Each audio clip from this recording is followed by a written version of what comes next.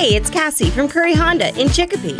You're listening to the Bax and Nagle podcast on Rock 102. Come see us at Curry Honda for the best selection of new and pre-owned vehicles. Experience the best at Curry Honda. Thanks for listening.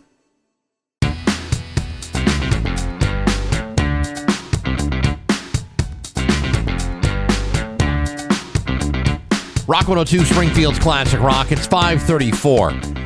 And Bruce Springsteen at Rock 102. Going to be a nice day today. Maybe a little bit of clouds this morning, but then sunny this afternoon with a high of 56. It is 34 right now in downtown Springfield. It is Friday. It's Open Line Friday today. Oh, what a hell of a day that is. It's going to be a great day if we all follow the rules. You all know what they are. No foul language, no hate speech. Try not to act like a dink. That's the tough one. And try to get to your point in 30 seconds or less. Some can do it, some seemingly cannot. I would hate to have to waste the money of K&B Diversified, our glorious and beloved sponsor for Open Line Friday. Mm-hmm. So let's try to make them feel good about what they're investing in this and try to follow along. Money well spent. That's what I would like them to feel. Exactly. As opposed to them saying, we spent money on that? Yeah. Yeah, we don't need that. Yeah, so maybe that's a little hint to you, Mr. Vince the Plumber. Mr. Macadamian. Yeah, Mr. whatever your other name is. Lou, what is it? Lou Sassol.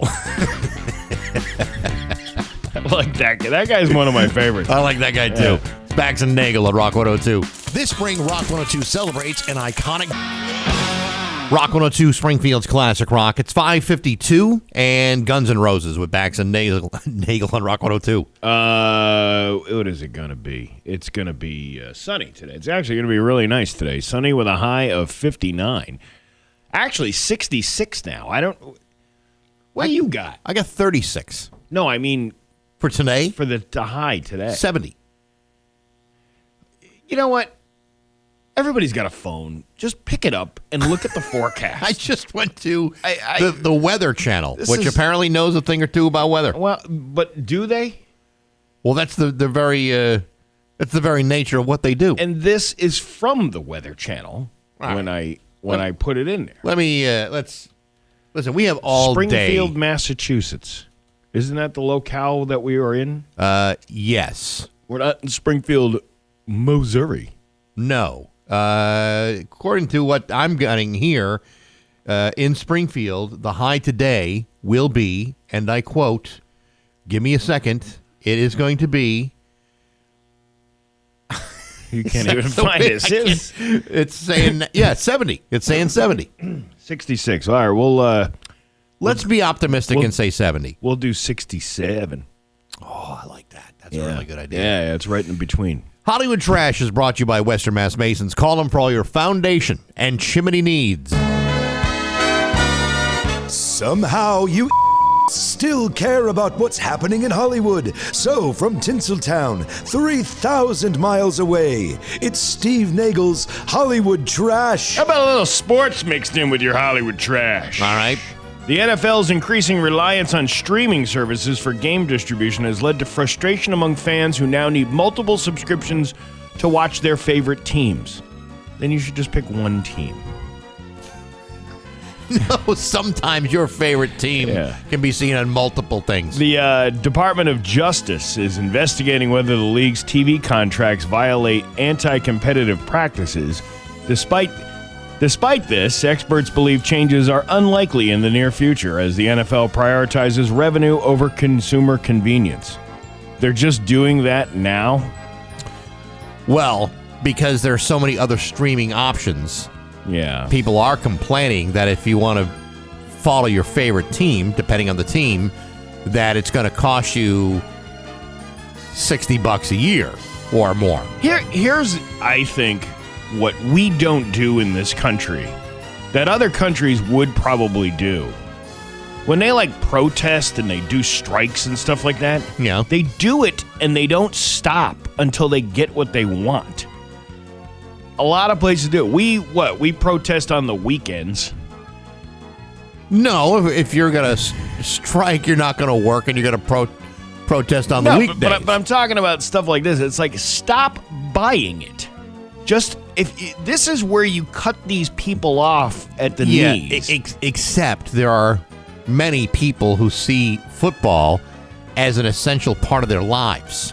This is almost like a public utility, like electricity or heat. And because of that, because it's so special to you, and here they are effing with you, don't buy it. If enough people don't buy it, they're going to have to come to a different conclusion on it. Here's the option, and I think this is a very good option for Patriots fans. You can listen to Patriots football right here on Rock 102 and not spend a dime. There you go. Unless you're in the playoffs or the Super Bowl. Well, right. We don't have that contract, but regular season, preseason, you can count on it right here. Patriots play here on Rock 102. Theater of the mind. And you got Zolak once a week who's going to talk about stuff, and we pay him. You pay nothing. Picture Scott Zolak in your mind with a box of Sweet and Lows in front of him, calling a game. Going into a red-faced tirade when something crazy happens on the field. Exactly. Let's see. Let's move on to something else because I've become very bored with this conversation. Yes. Michael J. Fox is still alive, just so you know. Thank you. An article on CNN's website mistakenly published an obituary for Michael J. Fox. You could never prepare too early. Causing panic among fans. However, Fox was alive and well, giving interviews in L.A. at the time. CNN quickly removed the content and issued an apology. Fox himself humorously addressed the situation on social media, reassuring his fans of his well-being. The incident occurred just after a highly anticipated public appearance by Fox, who has been a prominent advocate for Parkinson's research. The networks do put those packages together when, somebody is unhealthy. Well, they have a quick turnaround. Like when Bob Hope died, they had that video ready to go for 2 years. Well, because they knew he was going to probably go soon. He could have gone at any moment. But you want to be prepared. But even a person, I remember this from my early college days about when Princess Diana died. They've had that ready. They have all the pieces ready to go. So they can easily put when somebody prominent. Yes. Maybe the guy, like Raj from What's Happening, if he died, somebody would have to spend a little time going back and pulling up clips and all that stuff of the show. Somebody like Princess Diana dies, they have all that footage. And it's like an in case of death, break glass. And now that everything is digitized, they can put those things together in no time at all, but you still have to have some sort of preparation in order to do it. Well, we can just use AI. Everybody else is using it. Yeah, I suppose. We rely on AI. Kind of takes the fun out of celebrity death. Does it, though? If you're using AI, it does. I mean, can't you make somebody, you could recreate their death in an AI video? This is how they died. Forget the diagrams. Here's an alternate version of how they died. I wonder, maybe 22 News should start doing that. Instead of what we saw, here's an AI video of what happened. I would love to see that. And it's like all these Lego videos that Iran keeps throwing out. It would be like, look at this. This is the guy in downtown Springfield who evaded police, and who have a little Lego guy going through. Or maybe one of those AI dance numbers that everyone likes to see. Oh, I love those. Like with the guy that did us with the 70s disco thing. Exactly. Who wouldn't like that in a news story? You could put all of these criminals that you talk about, and instead of saying what we saw, you can show us what you saw. This is going to make AI so much more fun. I'm telling you, that Kids Incorporated over there, they got some ideas. They're gonna be successful with some of them. Oh boy. My God. Taylor and Travis New York wedding has a date. What is it? July 3rd. What? I'm busy that day. Way to ruin everybody's holiday weekend. July 3rd. I'm going to peel myself away from my 4th of July activities. Yes. For this? Well, I remember when a friend of mine got married on Memorial Day weekend years ago. Right. And there just happened to be... There was another website called Some E-Cards. You remember those? Yep. And it had one that said, "Thank you for getting married and hindering our Labor Day and/or Memorial Day weekend plans. Yeah, Travis and Taylor are rumored to be getting married on July 3rd in New York. Initially, reports suggested the wedding might take place in Rhode Island. Ugh. But plans have changed. You know what? I'm in total agreement with that. Don't go to Rhode Island. You don't want him to go to Rhode Island anyway. But all right, yeah.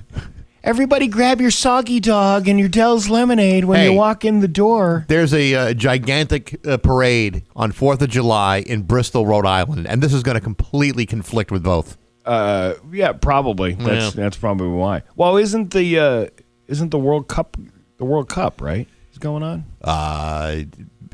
In Foxborough, but not in Rhode Island. Yeah, but I mean, there's all those hotels around the area. Oh, you're never going to find a place. Well, that's what I'm saying. She's probably being considerate of guests. Come to New York instead. Kim Kardashian stepped out in L.A. last week wearing what is described as a brown leather ensemble from top to bottom, featuring high-fashion silhouettes and edgy textures. Oh, she must have something to say. Oh, my God. The last time I showed the public my edgy texture was when Ray J raw-faced my bearded taco in that sex tape you can purchase on YouPorn for $39.95. Caitlin? Well, I never got that done and dirty with your mother, Chris Kim, but I once shot Nad glue across her fat bags. After she gave me a throat potato, I marked her with the milk of Zorro.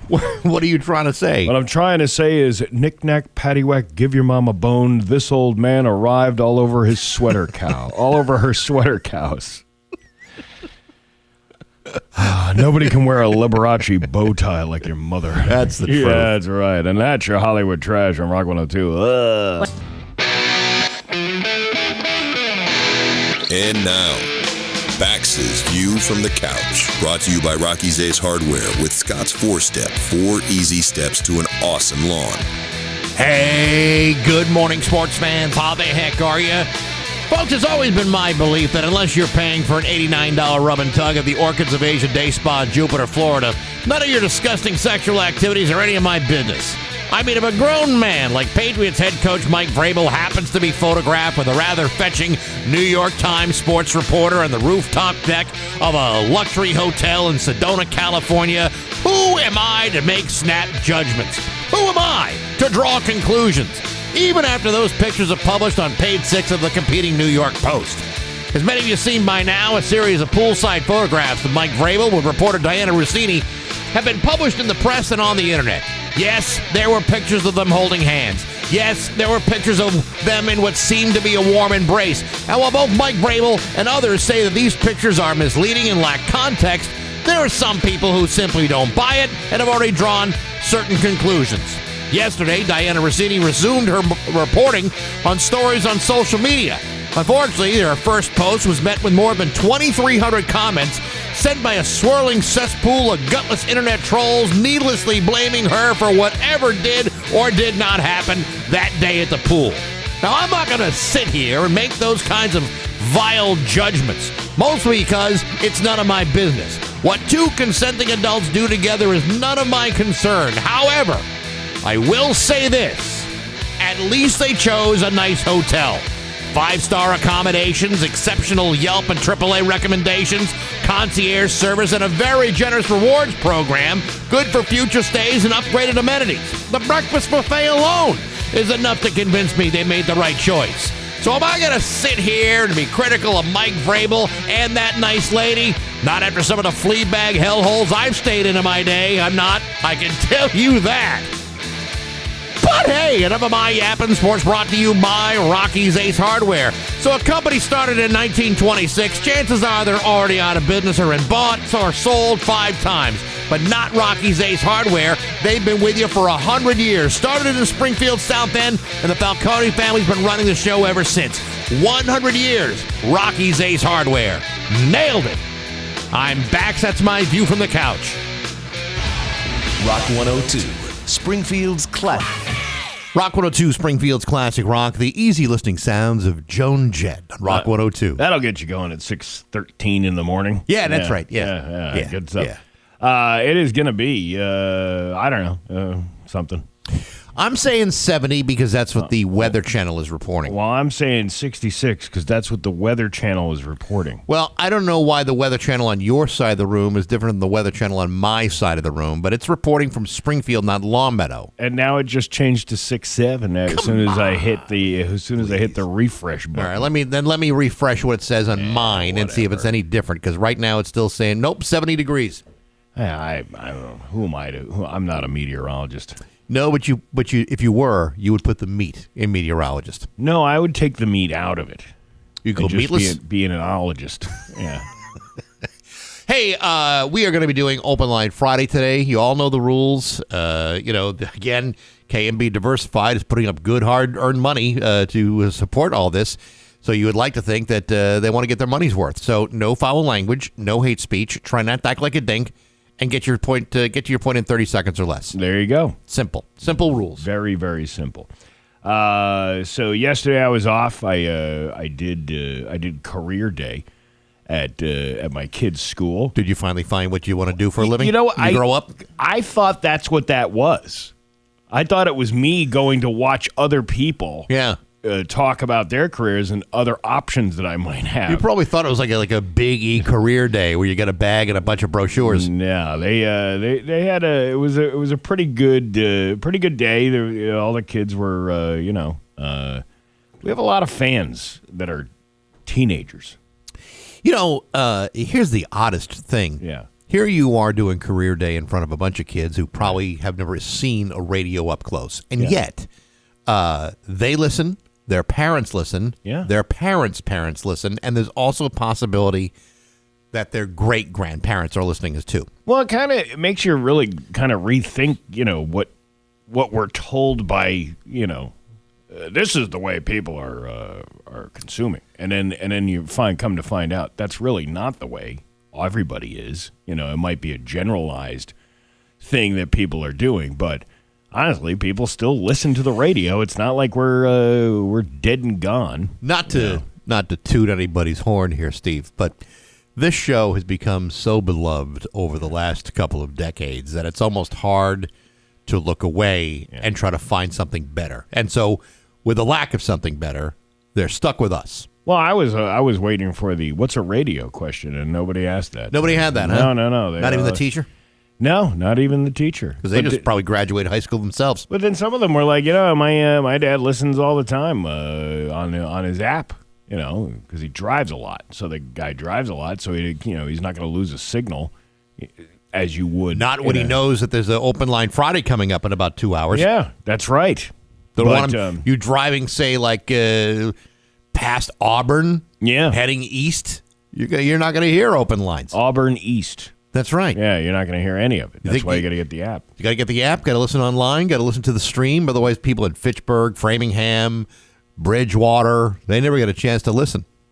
But they do, though, because now they can. Yeah, they can. But it was a successful day. I was. Did the kids ask you questions? There was one question of whether or not if Kim Kardashian had anything to say, and I said, "Oh my God, look at the time! I have to go get my free sandwiches across the hall." Sorry, they didn't ask you about Kim Kardashian. There was a kid who did ask about that. I refrained. You did? Why? Yeah. Well, that whole know your audience thing, and that's a bunch of hooey. Yeah, well, maybe inside of a school explaining. I didn't want to have to explain to a PTA what an Afghan suicide bomb was. Okay, or an FDR or. All right, but let's say you were like at a catechism class. Would you have gone into it then? No, I still wouldn't have gone into it then either. How about like at a nursing home or a church? No. The Shortstop, $20 dinner and a comedy show. That's usually the place where that stuff gets. All right, well, be that way. Gets rolled out. But no, they gave us lunch. You got to see all the other people who were doing it. There was medical people. There was whatchamacallit? There was a guy. There was a firefighter there with a canine. Well, that's cool. Yeah. He had it was a little canine puppy. Was it a hot dog? Yeah, I guess it would be a hot dog. It was a little canine puppy. I thought that was neat. Adorable. I was actually sitting in my section going, can't we go watch the dog? That's more interesting than this. But I was telling Marty yesterday, many years ago, I did one of those career days. Yeah. And I followed the guy who was like a financial advisor. Yeah.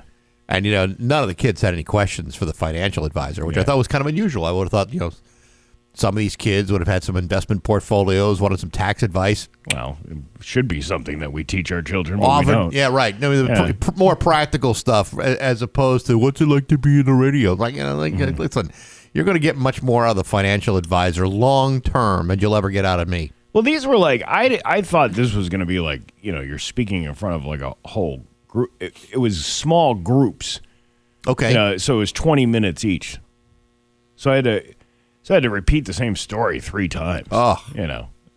But it was, they were all very respectful. It was a fun day, and I got the day off for it. So there. Well, I've heard you repeat stories before. I've heard the story about your dad taking a leak in the dishwasher at least 10 times. Yeah, that's what I opened with. Yeah, yesterday. It's a good one. That's smart. I don't want any of you kids had an alcoholic dad, but mine used to pee in the dishwasher. He also set a barn on fire because he thought burning weeds next to a barn from 1756 was a good idea. Let me tell you about the time he pulled a gun on one of my siblings. Well, the other time he took the whole entire living room carpet from the 1950s with all that formaldehyde and everything else that carpet was made in and poured 5 gallons of gasoline on it and then threw a road flare on it and it burned for 8 days. Do we have any questions? Yeah. We weren't Jewish, but we had a menorah in the backyard.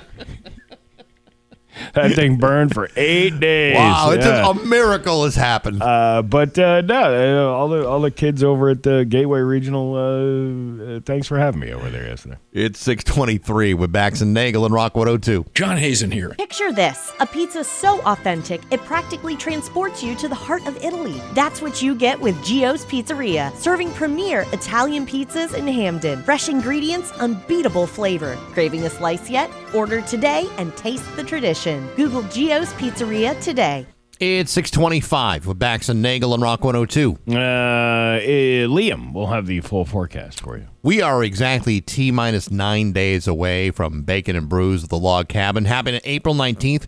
Great Sunday afternoon from noon to 3. Bacon, craft beer, live music from Yellow 9. What more do you possibly want out of an afternoon with Rock 102 than Bacon, Brews, live music, and maybe some prizes, too? Is Pat Kelly involved in that? Yes. Well, then that makes it all worth it. Tickets are on sale now at rock102.com. You got to be over 21 with a positive ID to join us.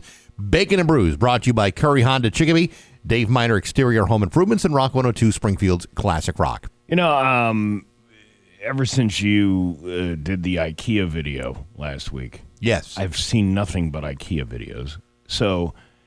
But this guy yesterday, I saw him and his wife and his kids standing out in a garage. Did you see this one? No. He ordered a kitchen from IKEA. Oh, really? There's 1,200 boxes to unpack and load. And I go, and the guy's like, I guess we're going to have a little work to do. And I'm like, you're an idiot. Why would you? Why would you do that to yourself Are you saving that much money buying an entire kitchen that you have to spend probably a week at least putting together? You're saving money on the labor. Yeah, well... You're not saving money on the materials, I don't think, but at least if you're putting together an entire kitchen using an ill-fitting Allen wrench. Yeah.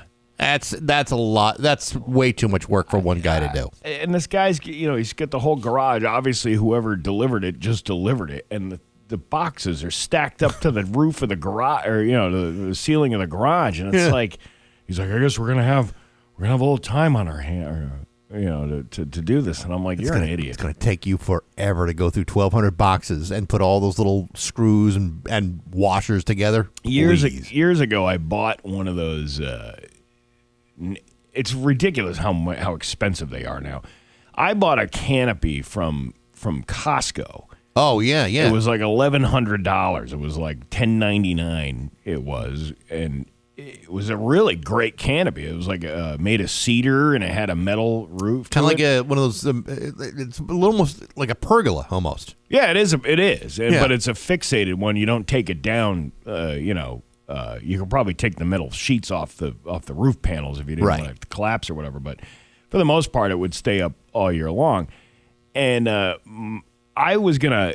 A friend of mine, he helped me go get it, and then we get it back to the house. I'm like, I'm just gonna hire somebody to come over here and do this, because there was this couple that had reached out at the time. Yep. When we were talking about it on the air, and they're like, "Yeah, we do this for BJ's." And I go, "Really?" Some people do it for cash. Yeah, and it turns out they actually go into the BJ store and build those things and put them up on display. I always thought it was a barter thing. But my buddy was like, "No, we can do this." And I'm like, "What?" And it took forever. Sure. I'm not so mechanically inclined. Like, he can follow directions a lot better than I can, and I'm just standing there. I felt like I was a kid again. I'm standing there with the vice grips and the wrench, waiting for the surgeon to finish his work. You know? Yeah. And to have to do something like that for an entire kitchen, no thanks. It's too much. Just hire somebody. It's so much easier. A friend of mine, we put like hardwood floors in a house that I used to have. Yeah. And a friend of mine says, "Oh, that's easy. You and I could do that like in a week. We could finish that one room in a weekend." Yeah. Dude, it took. I'm telling you. It's like 3 weeks probably. It took like a couple of weeks, and God bless him, because he had all the equipment he needed. We had a compressor, we had everything.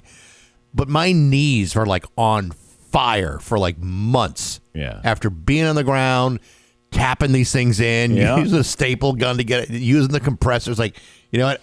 I am never going to do this again. No, it's easier Ever. to hire somebody to do it. I prefer to hire a man, and you know what? real man. Just save up a little bit more money, and you can afford the labor of whatever project you're doing. Yeah, and let a real man who knows what he's doing complete the project. Yeah. It's worth the expense. Absolutely. You ready to laugh? Yes. All right. It's Bax and Nagle's Joke of the Day I'm funny how? I mean, funny like I'm a clown. I amuse you. on Rock 102, I make you laugh. Springfield's classic rock. So his mom and her son are on this train, right? Yeah. And the kid just out of nowhere goes, "Mommy, if big cows can have little cows, and big horses can have little horses, and big people can have little people, why can't big trains have little trains?" Right? Okay. And then the mother's like, "Well, that's a really good question. You should go ask the engineer that question." So he goes up to the front of the train. Mm-hmm. I don't know how he got up to that locomotive. But Whatever. anyway, he's like, Mr. Engineer, my mommy sent me up here to ask you, if big cows have little cows and big horses have little horses and big people can have little people, why can't big trains have little trains?" And he goes, "Kid, go tell your mother that the Northern Pacific Railroad always pulls out on time."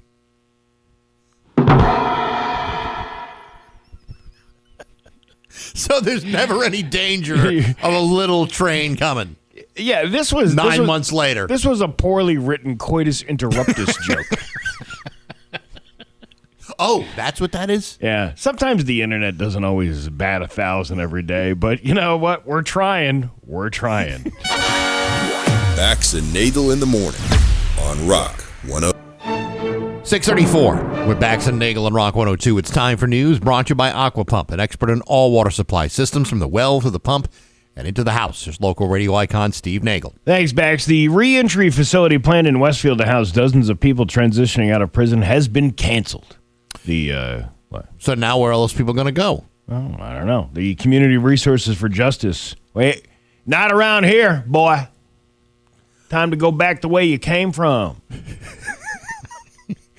You know, the stripy hole, the hooskow, the tank, the cooler. Yeah, all the way down there. The Community Resources for Justice reentry facility for people transitioning out of prison was slated for a site at 182 Southampton Road in Westfield, just over a half a mile from the intermediate school. Local families raised concerns, citing the building's proximity to schools and residential areas. The facility was designed to house approximately 40 people transitioning out of prison, with programs offering job training, education, and other support services For parents in the area, the issue isn't the building's purpose, but its proximity. The site sits on the same street as several family homes and is just a short distance from nearby schools and bus stops. Last thing we want in our town are people rehabilitating from their lives of crime. Operations in spite of fulfilling their legal obligations of incarceration. Operations for the new facility were expected to begin by the end of April, but the organization delayed the opening until summer to allow additional time for community dialogue, transparency, and further engagement. Several rallies were held outside the entry facility, with families expressing that child safety is the number one priority. Well, then you know what you might as well do. You might as well just take all those people coming out of prison and just let them go and mill around the town. Yeah. Let's see how well that works out. You know, I'm talking to somebody who's in Westfield last night about this. Yeah. No, yeah, we got that. That's not coming here. I said, but don't people who are getting out of jail, I mean, these have been clearly labeled as nonviolent, they're non-sex offenders. They're not, they haven't been labeled that. Yeah. They're people who probably did some drugs or maybe stole something or whatever, and then they're back, they're trying to get jobs back in the community, and this is what this place does. And I was like, don't people, though, deserve at least the benefit of the doubt that they're going to better themselves somehow? And, where else are you going to go with that? And then the guy was like, I guess I can kind of see that. And I was like, and he's like, but it's so close to us, not near a school. And I said, have you looked at the sex offender registry in Westfield? There are plenty of sex offenders living around all kinds of schools in Westfield. Oh, yeah. And then he goes, don't tell me that. Well, all you have to do is look it up. It's not that hard to find. Listen, congratulations. You fought and you won, and the place isn't going to be built there. But it's a little hypocritical to be saying that this place would be bringing all kinds of death and destruction when you clearly have not looked at other dangers that are near a school in Westfield. Listen, I get people's concern and why they don't want it in the neighborhood and why they feel like this might not be the best thing possible. But, a lot of these kinds of facilities are very heavily monitored. And the people who stay there or take care or take advantage of those services are also under an obligation to report and to they're trying to get back.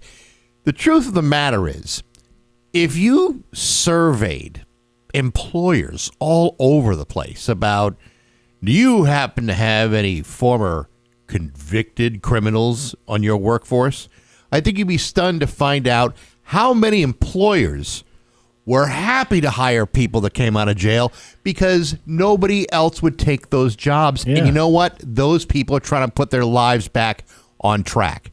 I don't see a problem with it at all, but then I'm not living right next to it. What's the barbecue place near the airport? There's like a couple Bears? Is it Bears Barbecue? Yeah. Is that the one down to 75? Yeah.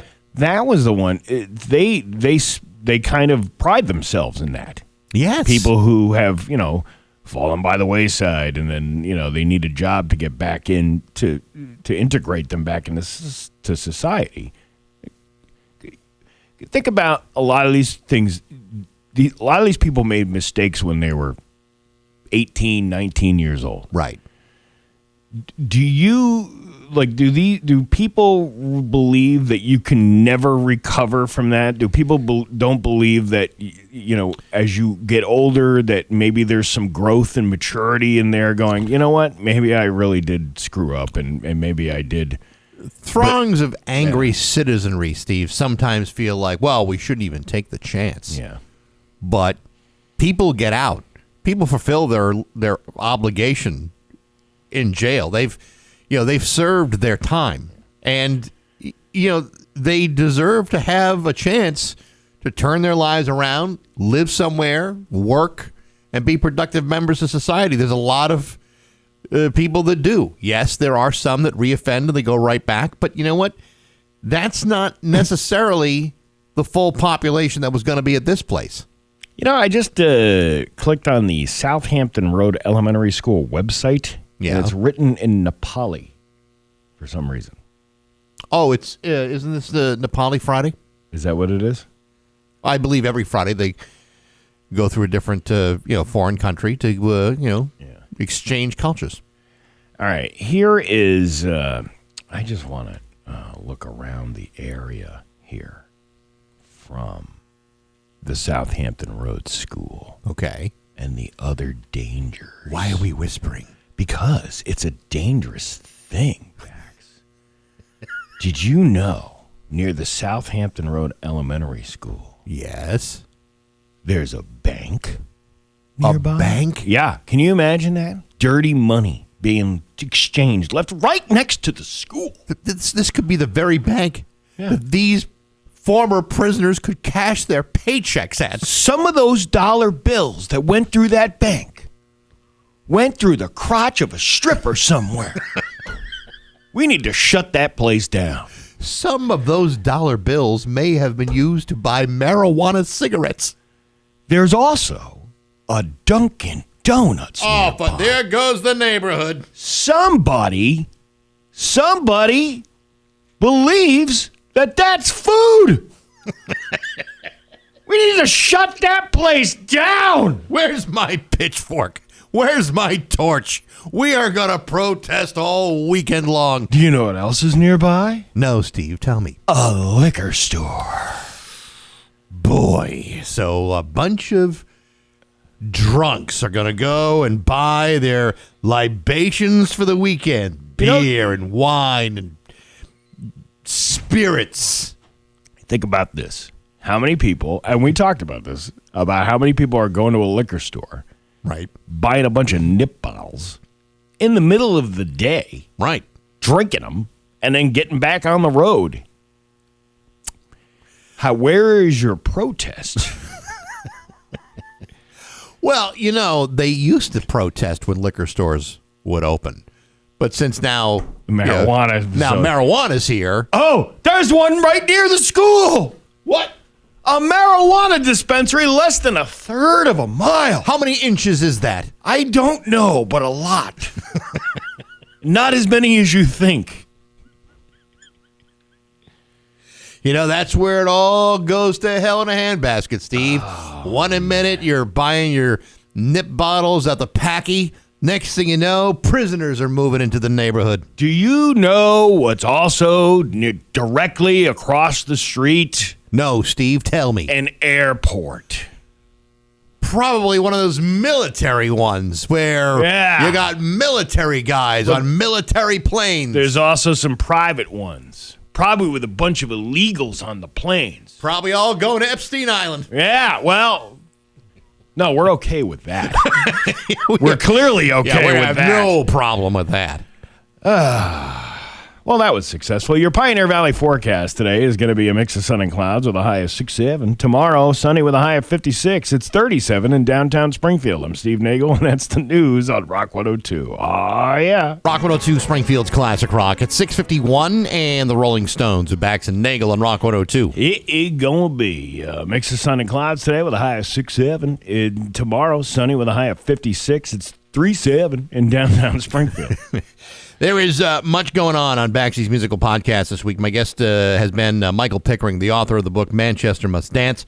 Michael played a very integral role in the Manchester music scene in the late 70s, early 80s, and a fascinating story about the Hacienda Club, which was one of the biggest clubs in Manchester, maybe in all of England, and it had a spectacular rise and an even more spectacular collapse. It's an amazing story.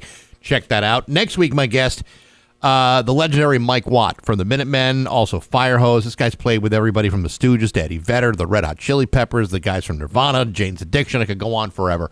One of the most prolific bass players anywhere and one of the greatest bass players in the world. And he's going to be my guest on Monday on Apple Podcasts, Spotify, YouTube, and on the app, all brought to you by Metro Chrysler, Dodge, Jeep, and Ram at Chicopee and Rock 102 Springfield's Classic Rock. That sounds like a good one.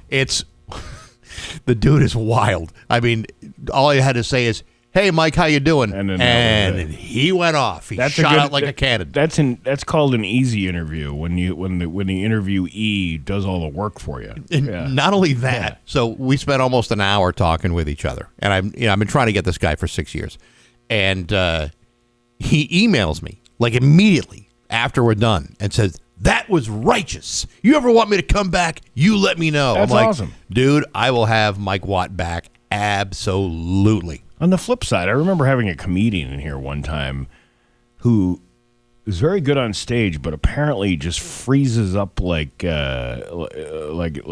Queen Elsa just touched his nutsack when he gets in front of a radio microphone. Turns to stone like Medusa. So, what have you been doing lately?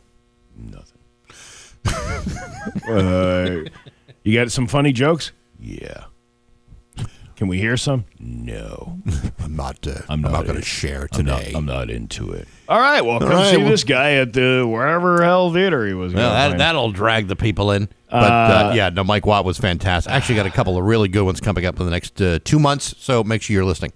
What is this Wi-Fi Talents website? Wi-Fi Talents? Yeah. What is this? I have no idea. So here's an exchange from somebody on the Route 10 Tire listener line, because we were talking about the Westfield reentry program. Mm-hmm. 68% of criminals recommit a crime within 3 years of their release. 40% recommit after their first year of release. Do with that as you please. So I said, well, what percentage of the reoffenders went through a rehab program? Like the one being proposed. 25%, which isn't zero. And I said, can you give me your sorts? And I get this website that I've never heard of before. Okay. Called Wi-Fi Talents. Recidivism statistics. Recidivism rates are alarmingly high, but proven interventions can significantly... Oh, thank you for proving my point. Proven interventions can significantly reduce them. Yes, which is exactly what this... That you just proved my point. Right, was what this facility was meant to do. Yeah, of course. Listen, nothing is 100% foolproof. There's always going to be something that may or may not happen. But, I mean, you talk about your kid going to school. What's the fail rate of kids going to school? I would think it's not zero. I would think the rate of recidivism would be significantly higher if facilities like this did not exist, and you let former inmates go back out into society with no lifeline at all. These facilities are helping them get shelter and jobs and job training and education. Some of the things that may or may not have been provided to them while they were in jail now gets provided to them. And it's part of the probation system. All these guys still are on probation. They're all going to go to a probation officer. They're monitored. They're supervised. It's all supervised. Is it? Well, much of it is. Some of it. 25% of it is supervised, which isn't zero. Hey, do you know what's near that Southampton Road School? No, what? A state police barracks. Oh, for crying my out loud. How many CDLs were given out at that facility? How many of those inmates are going to learn how to phony up overtime? Yeah. How many tickets did you not write during your 4-hour shift? They're all going to become witnesses of the next Karen Reed trial. And the other thing is, I have known plenty, my late wife included, plenty of people who have worked in, they're not jail facilities, they're facilities for kids. Yeah. And they're homes. And the kids have been accused of, and some of them proven to be, some pretty hefty criminal activity, arson, assault, things like that. Yeah. And they put them in a house to take care of them, to rehab them and have people with them 24 hours a day, making sure that, these outbursts don't continue. I remember my wife coming home with a couple of black eyes once in a while. And I'm like, well, at least nobody's going to blame me. for this whole thing. But You- no, seriously. you think. She would... people... I give a lot of credit to people who do that job because you're putting, kids in restraints. You can't fight back with them. You have to make sure that they're safe, even though they're being unsafe. And guess where these homes are? Right in the middle of neighborhoods. You wouldn't even know that the house is there. I wonder how many of these houses are out in Westfield near a school that house people like that. Here's someone that just wrote the Route 10 Tire listener line. So I work at a place that used to hire guys out of the work release program. Still have 4 guys working here that started 7 years ago and totally turned their lives around, counting me. There you go. You know what? This is what these facilities are meant for. I mean, if you've paid your debt to society and you're out, you have a choice. You can either reoffend or turn your life around. And the best way for these people to turn their lives around are to take advantage of services that are there for them. Yeah. And that's, I applaud the people that work and support these kinds of facilities. You're always going to get somebody who's not going to play ball with the program and then wind up, There are some people that simply just don't have the skills to be living out in society. I think we all know that. And it's a good possibility they may reoffend. But they've got a slightly better chance of not reoffending if they have a place to go, a job to go to, and a place to live. Another guy writes in, those people in the reentry facility are no different from you and me. They just got caught. He's not wrong about that. I mean, how many people do things that don't get caught for, nefarious activities that they're up to? Here's another one. I'm a convicted felon and was put in reentry, and now I'm a normal member of society. Houses like this saved my life, and I'm forever grateful to them. I think ignorance is simply BC because they don't understand. All right, I got to call some higher ups here. We need to block these convicts from writing into the Bax and Nagle show. I don't want them anywhere near. Yeah. I don't want them within 50 yards of this Route 10 Tire listener line. There goes the radio station I used to like. Yeah, you bum, you convicted felon. It's 7 o'clock with Bax and Nagle at Rock 102. And now, Bax's View from the Couch. Brought to you by Rocky's Ace Hardware with Scott's 4-Step. 4 easy steps to an awesome lawn. Hey, good morning, sports fans. How the heck are you? You know, one of the great things about the dynamic game of golf has always been their long history of exclusion and elitism. Those have always been my favorite parts. Remember when women weren't allowed to play at Augusta National? Well, you should, because it was only 14 years ago when they made that egregious mistake. Nevertheless, between the sweeping changes in membership combined with the necessity of collared shirts and proper footwear, golf has gone through its share of changes. But one thing that doesn't change is their strict adherence to whatever rules remain. And when those rules are violated, you can expect swift consequences. For example, yesterday, former Masters champion Mark Calcavecchia forcibly ejected from Augusta National for violating one of the club's most foundationally sacred and strongly enforced rules. Which one was it? Was it the one about staying on the cart paths? Was it the thing with the collared shirt? Was it the rule about no spike shoes? No! It was none of those things. It was worse. According to reports, the 65-year-old 1989 Masters champion was escorted off the course by club security for having the brazen audacity to bring a mobile cellular telephone onto the pristine and well-manicured grounds at Augusta National. That bastard! For years, Augusta National has strictly enforced a ban on all mobile cellular telephones on the property. The result of these violations have resulted in course ejections and in some cases lifetime bans. But yet, despite the carefully placed signage of this policy, Mark Calcavecchia thought that somehow he was special and that this strictly enforced rule couldn't possibly apply to him. Well, he was wrong. They don't care if Mark Calcavecchia has a medical emergency or received a CVS courtesy call or has to order a pizza on his way home. Mobile cellular telephones are not allowed at Augusta. You want to play a round of golf and flap your gums on the phone all day? Then maybe you should be playing at a public course. But you're certainly not going to bring your distracting phone conversations to the Masters, because golf is special and dignified and not a game for the common folk. And you would think that a former Masters champion would know better, but he did not. But hey, enough of my yapping. Sports brought to you by Rocky's Ace Hardware. The Ego Push Mower, String Trimmer, and Blower all take the same battery. Killer deals right now in Ego battery-powered equipment at Rocky's. You can even score a free spare battery. Check the deals at therockies.com or at any Rockies store. I'm Bax. That's my view from the couch. Rock 102, Springfield's classic rock. Rock 102, Springfield's classic rock. It's 7:14 and Poison with Bax and Nagle on Rock 102. It is going to be a mix of sun and clouds today with a high of 67. Tomorrow, sunny with a high of 56. It's 37 right now in downtown Springfield. We are about an hour away from Open Line Fridays, brought to you by K&B Diversified. Again, you know the rules, and we'll go through them right before we begin.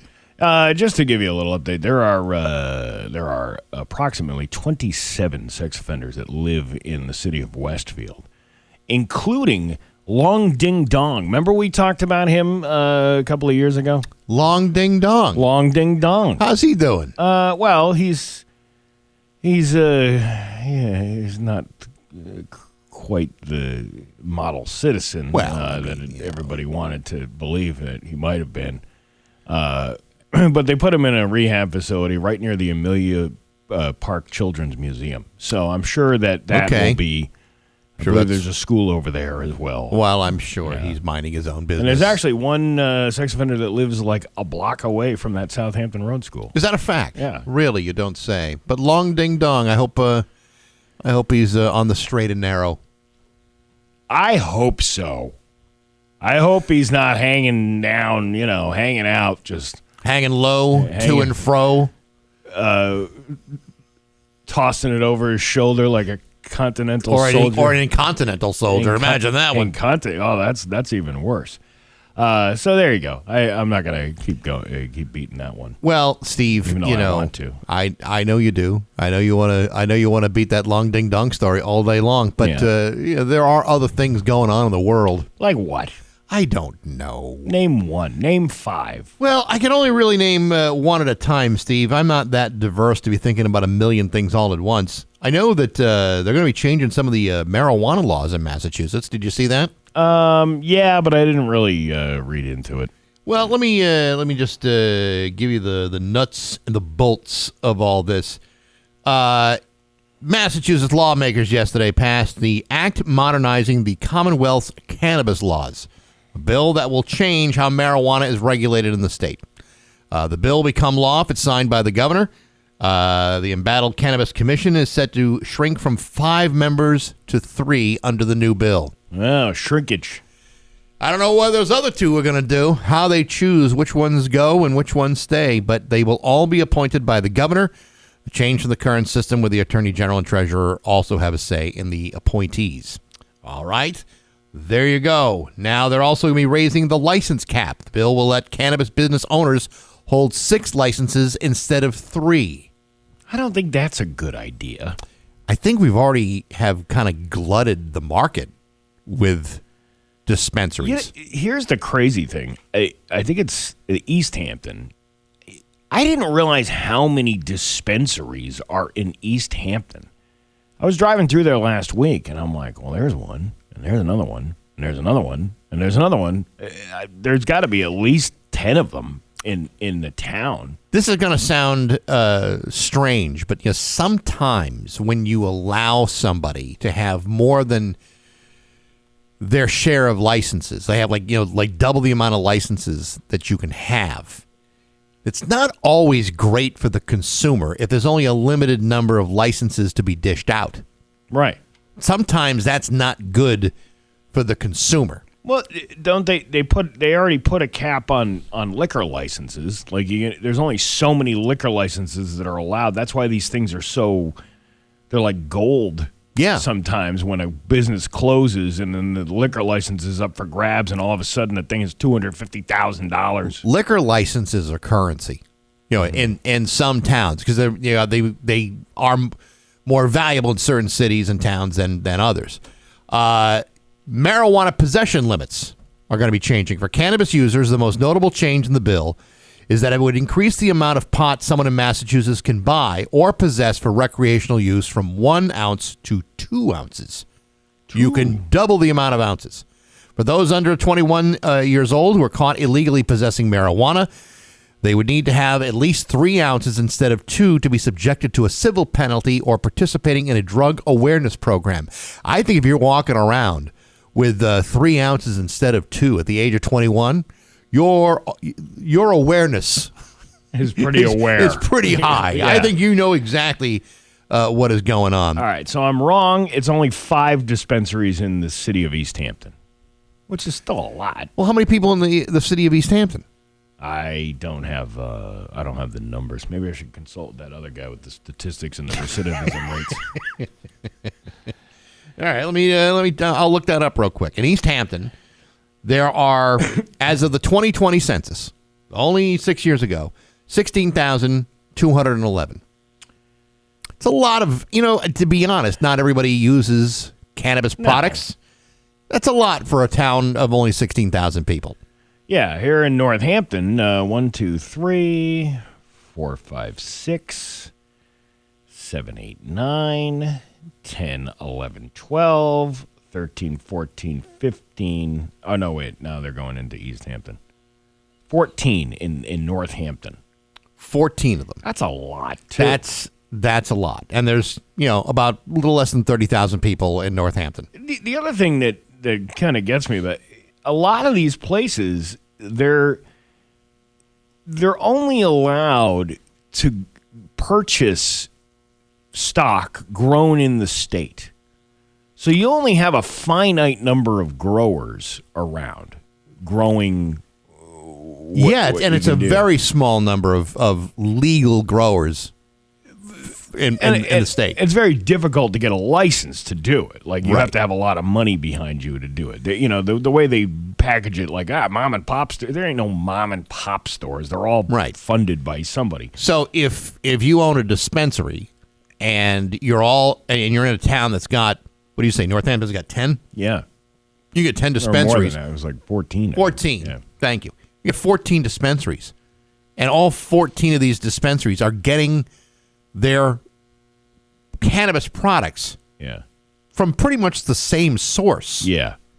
Then what exactly is the difference between one or the other? Well, you're going to pay more for the same product at one place because the guy's reselling it needs to make a profit for himself at that particular location. So, a lot of the brands are very similar. Like, you can find a lot of INSA stuff at other dispensaries, those smaller little dispensaries throughout the area, because that's where they're purchasing it from. To me, this is this is similar to having like a Dunkin' Donuts on one side of the street and then another one on the other side of the street, maybe at a gas station.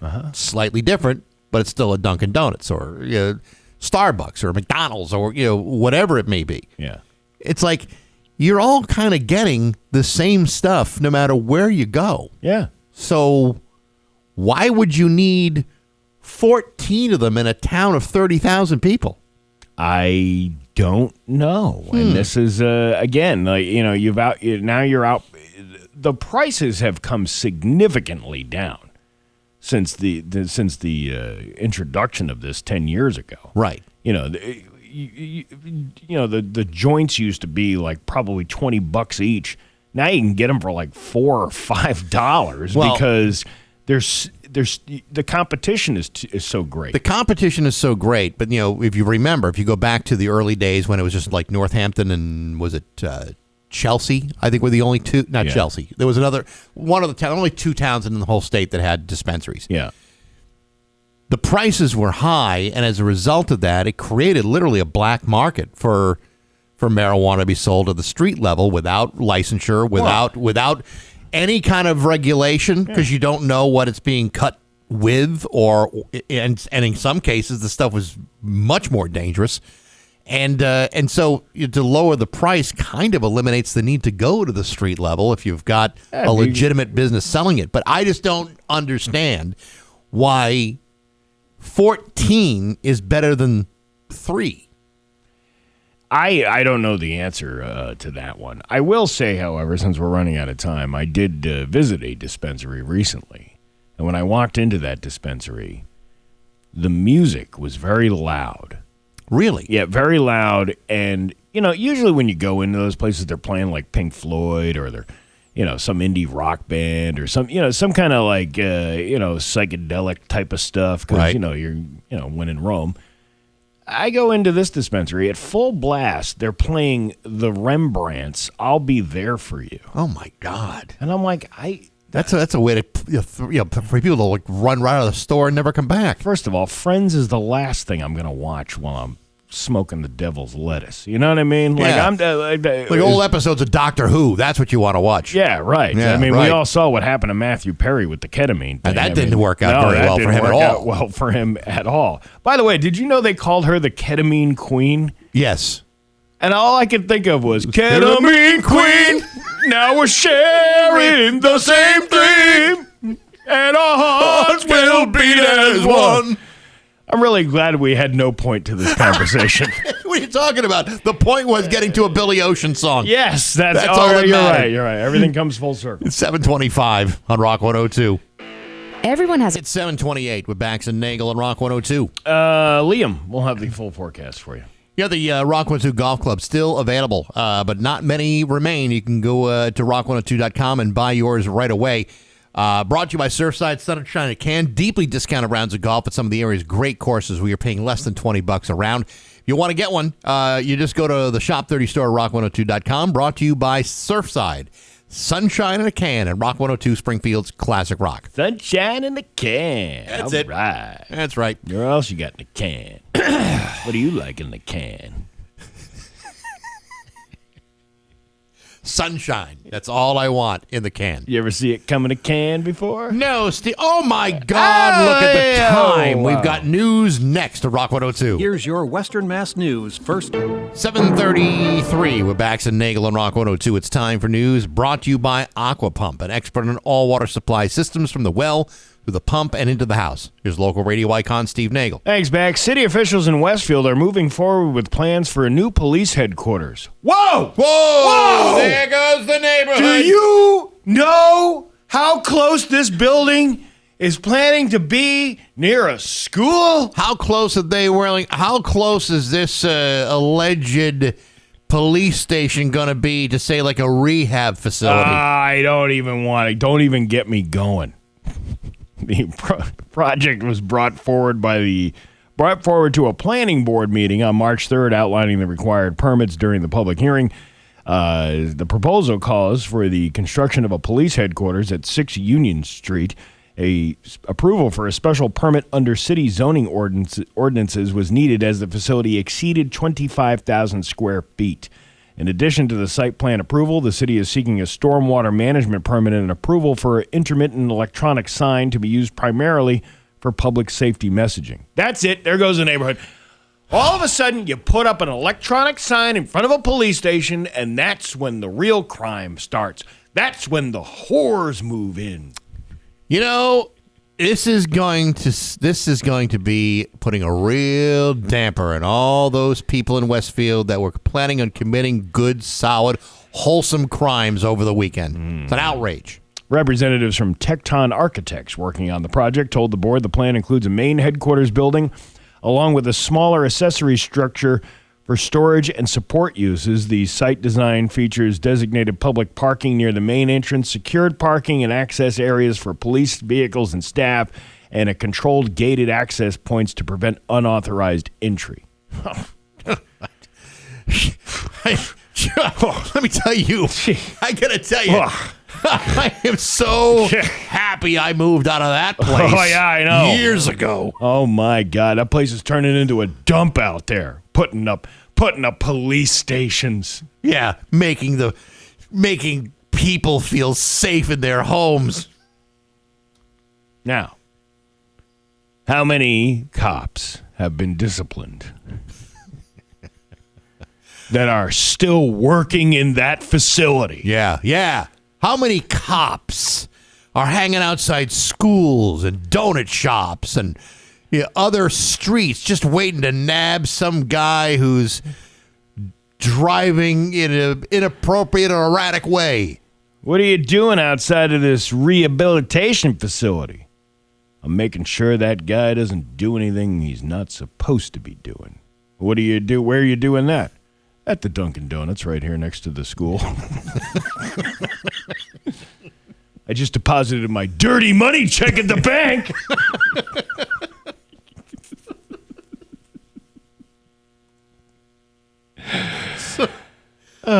So that's why you were solving crimes in Westfield. Yeah, it must be. So we already talked about the reentry. But here you go. Munson police appraised a 9-year-old and their family for taking action during a house fire. Around 5:30 p.m. Thursday night, crews were alerted to a stove fire, and when they arrived on scene, the fire had self-extinguished. But a 9-year-old resident noticed the fire and immediately rounded up their family and neighbors to clear the area. The home did have working smoke and carbon monoxide detectors, something that Munson fire officials have been notably missing in recent fires. In a social media post, the Munson Fire Department says, "We commend this young resident for doing everything right in the time of crisis." So there you go. It's a good story. There you go. That's a heartwarming story right there. Until you find out the 9-year-old was the one who probably started the fire to begin with. Man, it just never ends, It does not end around here. Not end. A 19-year-old man has been arrested in, is he a man or a teen? He's a man-teen is what he is. Because they're like, teen arrested He's a teen, but will be charged as a man. Yeah. A 19-year-old man has been charged has been arrested in connection with a reported kidnapping and assault earlier this week in East Longmeadow. According to officials, Mass State Police arrested 19-year-old Izir Santiago around 11:25 a.m. in Springfield on a warrant obtained by East Longmeadow Police. Santiago is charged with kidnapping and assault and battery on a family or household member. The charges stem from an incident that occurred on Tuesday, April 7th in East Longmeadow. Authorities said Santiago was taken into custody, booked, and brought to court for arraignment later in the day. Police credited multiple agencies for their role in the case, including the Mass State Police, the Longmeadow Police, the Westcom Regional Dispatch. Chief Williams also praised the efforts of responding officers and department's detective bureau, calling the investigation complex and challenging. This is the one we didn't have any details on right the other day. But now, things have been somewhat resolved. Well, like I said the other day, Maple Street is a very heavily traveled area. There's somebody must have seen something going on. So it's nice to know that they seem to have tracked this guy down and got their man. You mean a heavily traveled area?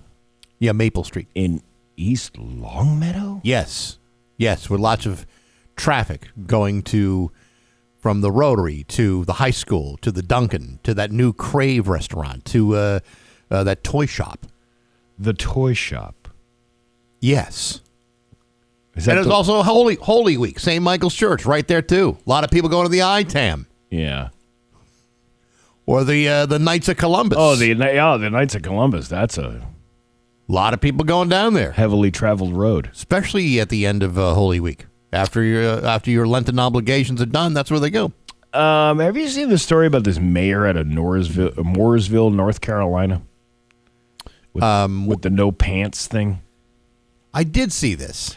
Yeah, here's, let's see. The Mooresville Board of Commissioners voted 4-2 Monday to pass a no-confidence resolution formally calling on Mayor Chris Carney to resign following a controversial late-night incident at Town Hall.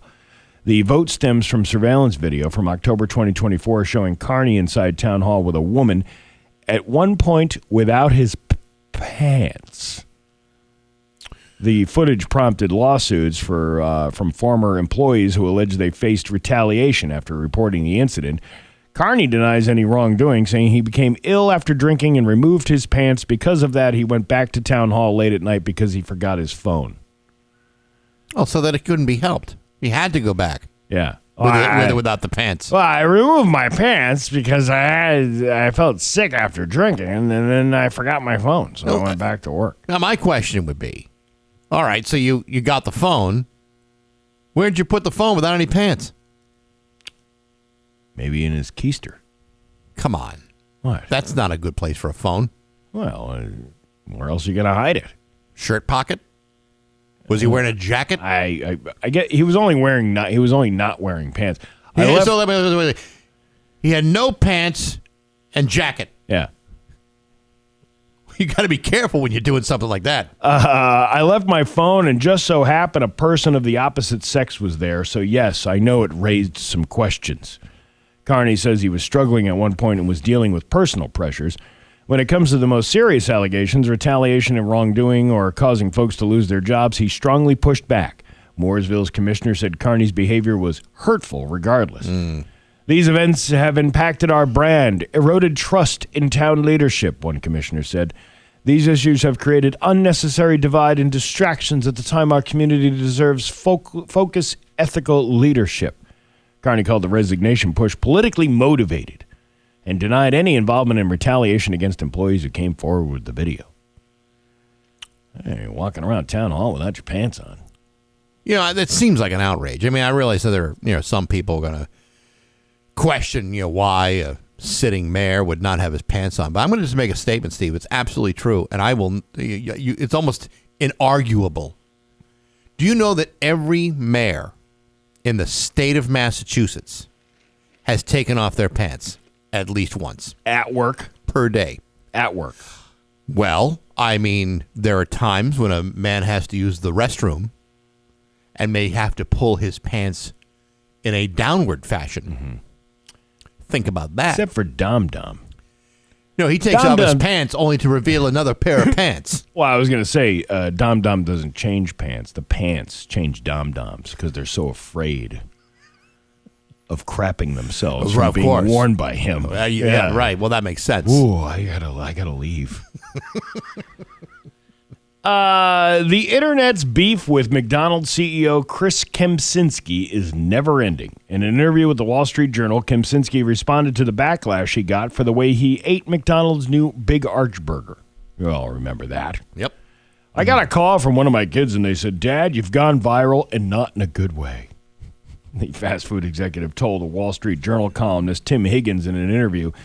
In the now viral video, Kempczynski took one singular bite of the burger, which many pointed out that he called a product, and left fans wondering if he even ate at the company he runs. Because he did kind of do it like in a little nibble.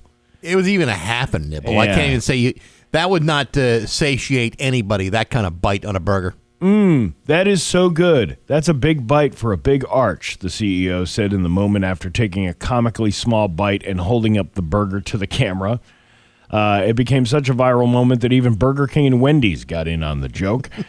In a Wall Street Journal video interview, Higgins asked Kempczynski if they had any advice for somebody regarding how to eat on camera. Well, I'd say the biggest thing is to just dive right in, he replied with a laugh. Yeah. I'm looking forward to taking a nice bite out of this chicken nugget. It's a little weird to watch each other eat, Higgins said, to which Kempczynski quipped, "Imagine how I felt." Yeah. I can imagine. Turns out what? What were you going to say? Well, I mean, I can imagine how almost paranoid you would become. Yeah. Like every bite you take of any meal, if you're out on the town at actually a decent restaurant, not a McDonald's. Yeah. And then you're taking like big fat bites, face covered with sauce, mashed potatoes up and down like your freshly pressed shirt. And then his wife sees the video and goes, "Yeah, that tracks." He's got like caviar in his hair.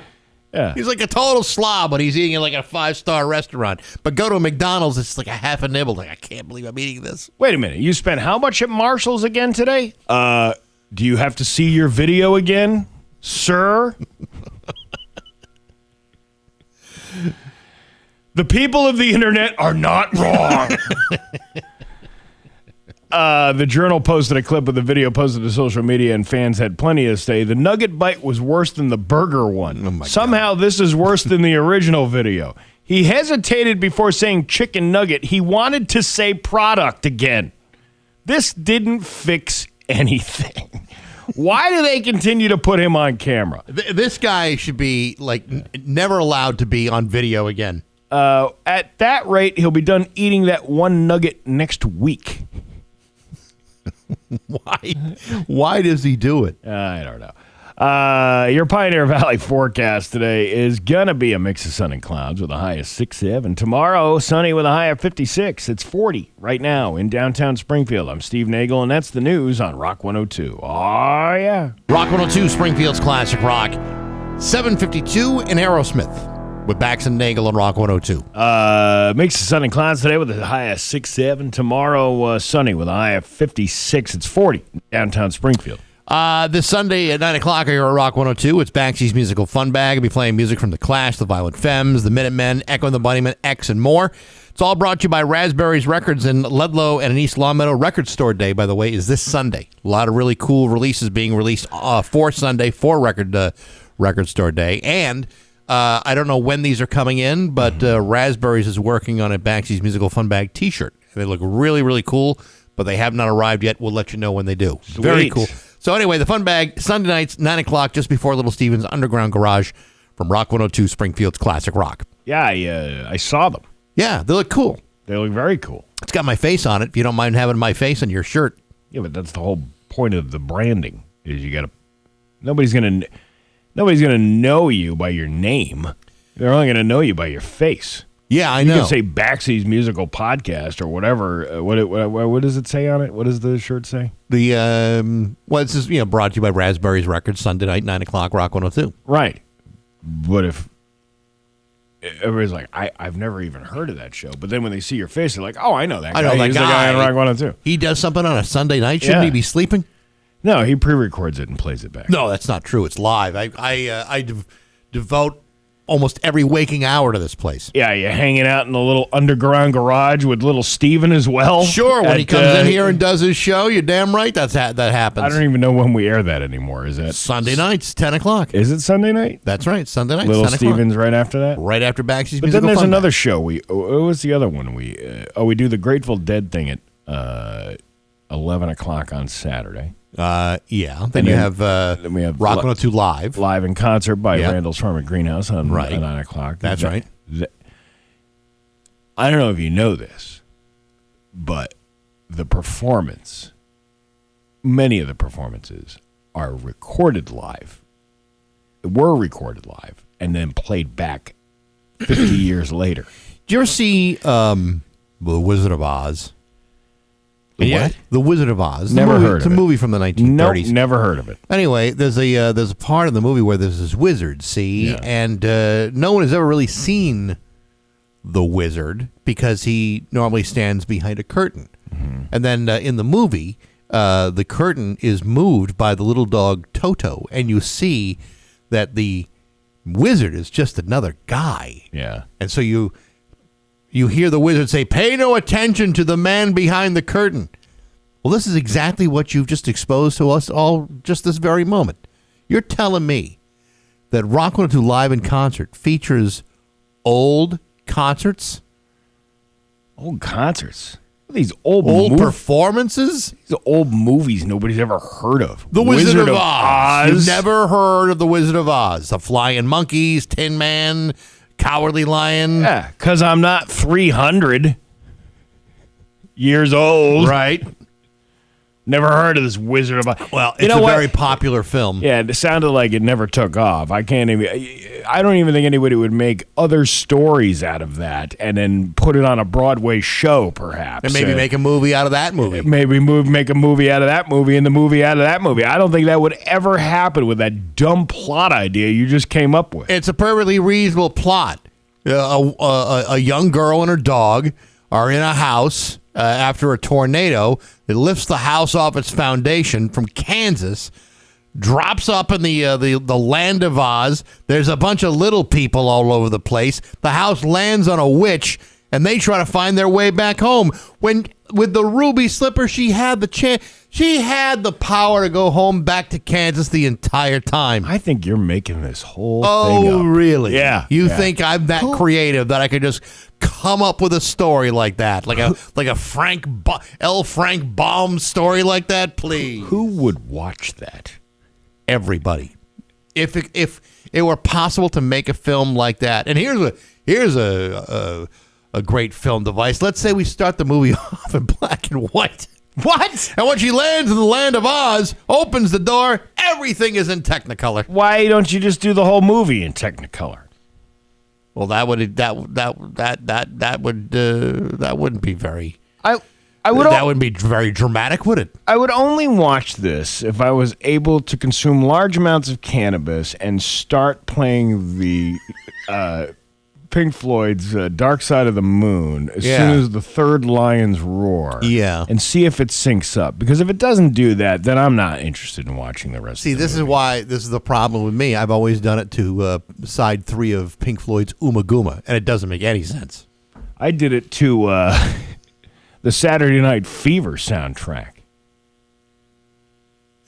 How deep is your love goes great with that scarecrow jumping around like he has no brain. Yeah, right.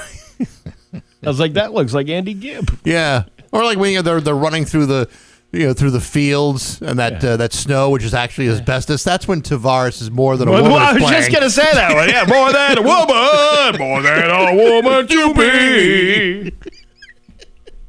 It's 7:58 Open Line Friday. Moments from now.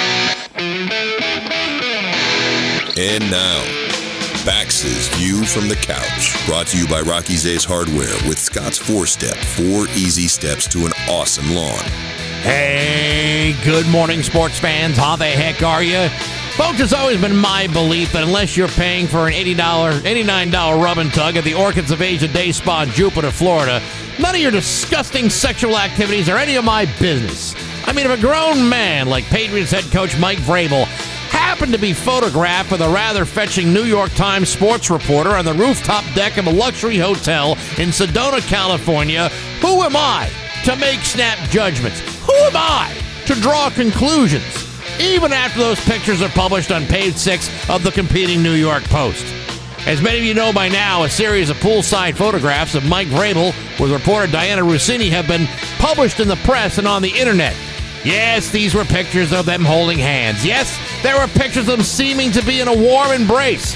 And while both Mike Vrabel and others will tell you that these pictures are misleading and lack context, there are some people who simply won't buy it and have already drawn to certain conclusions. Yesterday, Diana Rossini resumed reporting stories on social media. Unfortunately, the post was met with more than 2,300 comments sent by the swirling cesspool of gutless internet trolls needlessly blaming her for whatever did or did not happen that day at the pool. Now, I'm not going to sit here and make those kinds of vile judgments, mostly because it's none of my damn business.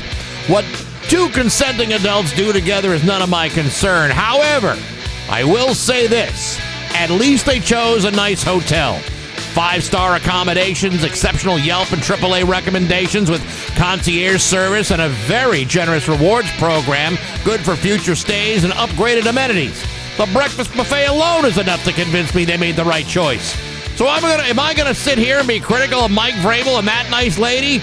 Not after some of the fleabag hellholes I've stayed in my day, I'm not. I can tell you that. But hey, enough of my yapping. Sports brought to you by Rocky's Ace Hardware. You know, a company that starts in 1926, chances are they're already out of business, have been bought and sold 5 times, but not Rocky's Ace Hardware. Rocky started in Springfield, South End 100 years ago, and the Falcone family still runs the show.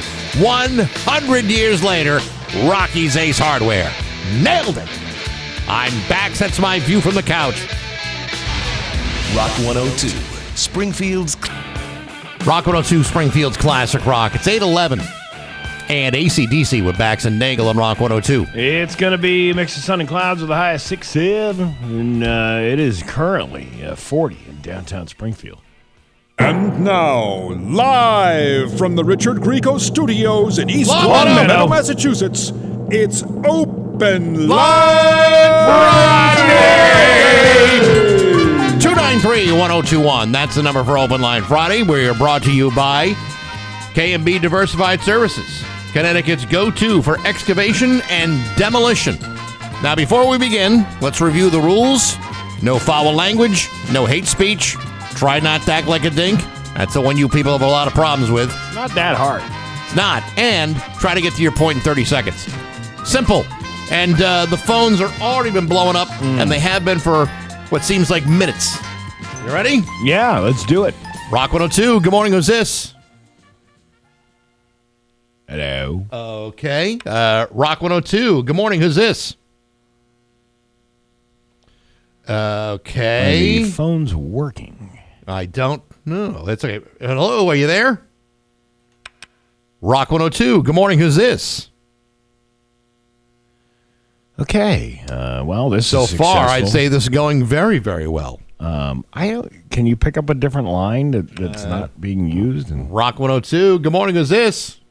Good morning, gentlemen. Oh. It's Scooter from Post 9397 down in Hamden. There you go. What's up, Scooter? What's on the menu this week? Oh, we got a lot of stuff, but I just want to let you guys know that the kitchen is open now from Wednesday and Thursdays, 2 p.m. to 6:30 p.m. Uh-huh. Friday, 2 to 9 p.m. We have live music this Friday night, Lou Calderon. And we have our Easter turkey shoot this weekend from 12 to 4 p.m., and the kitchen will be open. Wow. Okay. Lots going on at the V this weekend. Oh, yeah. So we're just trying to get our New Year off right. You guys have a great Easter. All right. Thank you. Thank you very much. Have yourself a good weekend there at the V in Hamden. By the way, on the Route 10 Tire listener line, Dave Coombs' biggest fan checking in. Rock 102. Good morning. Who's this? Okay. Rock 102. Good morning. Who's this? Hey, good morning, boys. It's Vince the Plumber. What's up, Vince? What's up, Vince? Hey, guys. Good morning. Good morning. Want to say a shout-out to Plimpton and Hills. Man, they did me great this week. Lots of parts I picked up. They supplied every part for me. No waiting. Dude, they're great. They're great. Dan over at Eddie's, another great place. Always supplying the best wine, the booze, the cigars, the fine cigars. And now he has a charcuterie cooler that you can get meats and cheeses. Oh, my God. Why?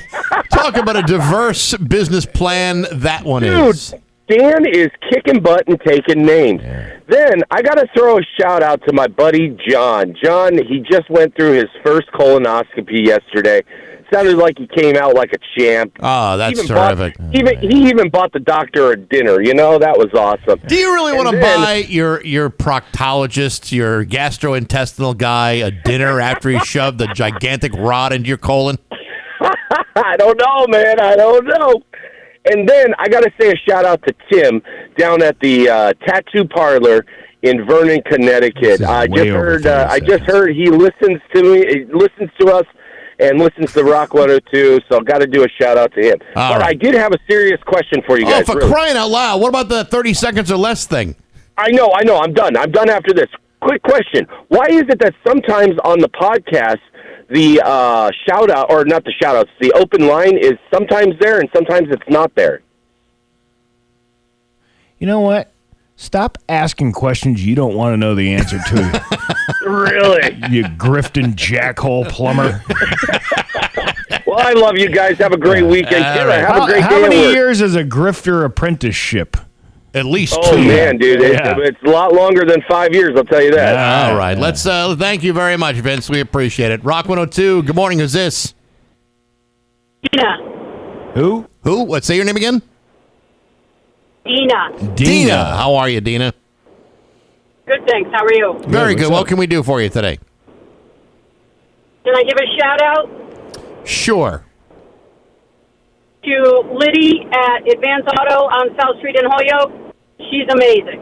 All Knows right. her stuff and has a great personality. All right. All right. Well, that's great to know. Thank you very much. We appreciate the call. Thank you. Have a great weekend. All right. You too. Dina should be the example for Vince. Yeah. That's Short and sweet. Yeah. Word economy. Rock 102. Good morning. Who's this?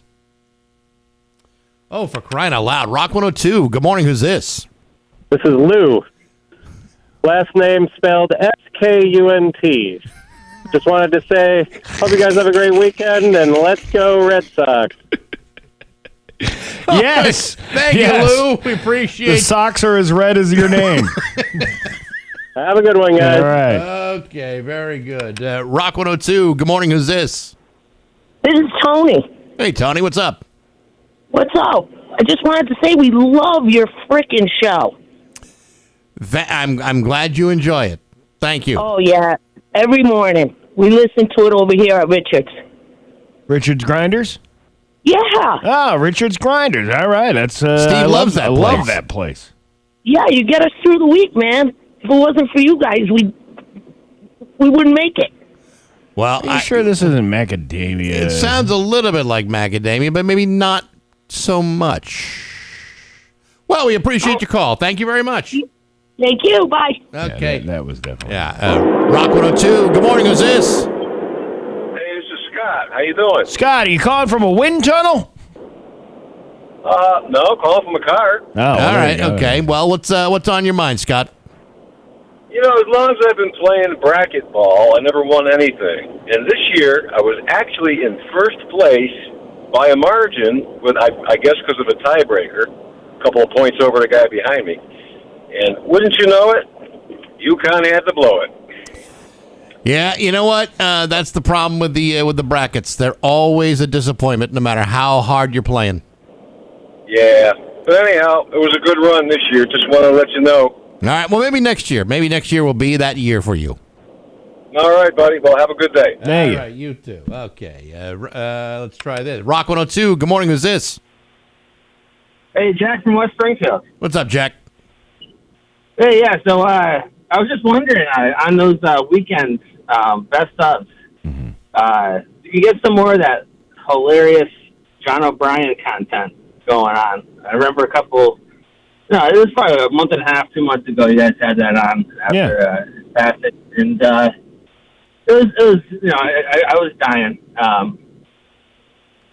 But yeah, just if you get some more of that, that'd be great. All right, well, maybe we can throw one or two in there. Yeah, I mean, there's no reason not to, but we appreciate the call. Thank you. All right, cool. Thanks. All right, there you go. Rock 102. Good morning. Who's this? Morning. This is Matt from Granville. What's up, Matt? I just wanted to say good morning to the gentleman on Bax and Nagle. Well, you are talking to both of them right now. Oh, hey, how's it going? Hey, Steve? it's going good. Man. How you doing? Hey, I wanted to let you guys know there's a place called Dagger's Meadery up here in Granville. Oh, really? Granville's first farm winery. And they're having music tomorrow night from 5 to 8. Yeah. And I just want to let everyone know to come on out, support local. It'll be a good time. BJ Corona is the artist singing. All right, sounds like a good time. Wait a minute, there's BJ at a Dagger Meadery? Dagger's Meadery, wow. Yes, That all right, sounds sounds good. like things are heating up in Granville, am I right? All right, you have a good weekend. Thank you. Thanks. Yeah. Okay, Rock 102. Good morning. Who's this? This is Tim.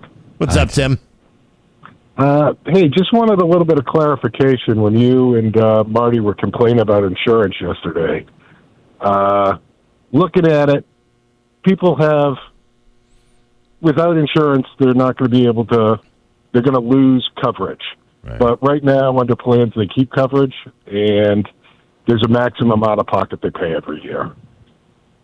And that would screw a lot of people if you didn't have it. So have a great day.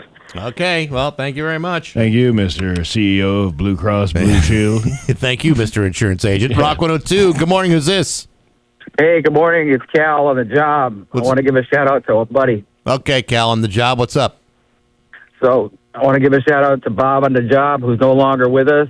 Just because he ain't here doesn't mean the job don't get done. I'll see you down the road, big guy. What job do you do? He's an electrician, but he's no longer with us. Oh, okay. Well, I'm very sorry for your loss, but electricians, that's good work. Was it a shocking loss? All right, will you stop? Show some sensitivity. He's Bob on the job, no longer with us. Just give him a shout-out, but we got to get the job done. All right, Have a great weekend. Bye. Get back to work. Okay, very good. Rock 102. Good morning. Who's this? Am I actually on the air? You are on the air. Well, hello, Steve Nagle, and hello, Bax and Nagle. I wanted to just say to Steve, thank you and Marty for the recommendation to come out to the river last weekend. We saw your guys' show, and I actually took you up on the your favorite dish there, the chicken parm. Oh, did you like it? I really did. Yeah. I really did. The show was good. There was a bonus comedian from New York, and the first guy, I can't remember. No, he was not from. He's originally from New York. He lives in Springfield. His name is Phil. Because he had the whole Bronx thing going on. That was kind of fun. Yeah, he likes to. He likes. Yeah, he's a guy from. A lot of people from Springfield don't want people to know we're from Springfield. Very funny guy, Phil. Yeah, but don't let him deceive great- you into believing like I'm from the streets. Yes. I know how to make my you. Mind is, This is Marty's joke about the banana. That one had to go. That's a classic. That is a classic one. But let me just do my impression of Phil because I love Phil. Yeah. I'm so glad all you people came out here to support me. We all need to laugh and live. I can take you to a Target and get one of those signs that says "Live, Laugh, Love," and you'll think of me every time you put it up on your thing. All right, there you go. All right, thank you very Anyway, much. thank you. Okay. Have a good weekend. You too. Well, I think we've exhausted Open Line Friday for the day. Is that what that was? I think that's exactly what we just did. Thanks to KMB Diversified for their support or whatever the hell that was. It's 8:23 on Rock 102. Rock 102 app. It's 8:26 with Bax and Nagle on Rock 102. So I got a response from Phil Anthony, who's because I just did a little impression of him, and he goes, "I hate you," with the laughing emoji, of course, next to it.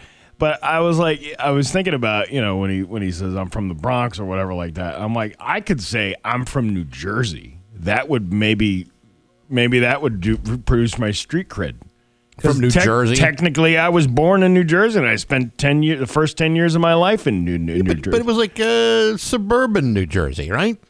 Nobody needs to know that. Yeah, well, I mean, if you say, "Listen, I'm from California," it doesn't mean that you're from Los Angeles. You could be a part of any community up there. Kid Rock has been telling everybody for years that I'm from the poor streets of Michigan or whatever it was. He was not. He was not. He was. He actually had very wealthy parents and lived a pretty damn good life. Bloomfield, Michigan, in a beautiful estate. It's perception. If I just say I'm from Jersey, oh, you're from Jersey, you're a comedian from Jersey. Well, we'll definitely hire you over a comedian from Huntington. I'm from the tough streets of Hamden, Massachusetts. Yeah, one of the first You things don't want to mess with anybody from Hamden because we're all going to the V, thanks to Scooter. When I first, it's true. When I first moved up to the hill towns years ago, there was these stickers all over the place that said, I don't know if it was a band, but it was Hilltown Mafia. Oh, Jesus. Which I'm like, that's actually a pretty good name for a band. If you know what the hill towns are like. Yeah, right. What's a Hilltown Mafia look like? Bunch of guys standing around with big natty daddies in their hands, smoking cigarettes on their porch, throwing nips out the window in front of Nagle's house. That's the mafia. Yeah, trying not to step on the nip bottles in their Birkenstocks. It'd be a damn shame if your nice front lawn got littered by a fireball shot. By the way, I saw at a counter the other day, Fireball Blazing Apple. Really? Okay. Is the stuff not disgusting enough? You have to add. Let's add a few more things to the mix. I mean, I get the whole cinnamon apple combo. Yeah, it probably tastes like an apple pie. But cinnamon, the cinnamon in an apple pie is not the same cinnamon in a Fireball, which is it's like drinking big red mouthwash. But now you have apple essence. I'm pretty sure they're not using actual apples. What? Are you telling me that a company would put synthetic flavoring into an already synthetic flavored liqueur?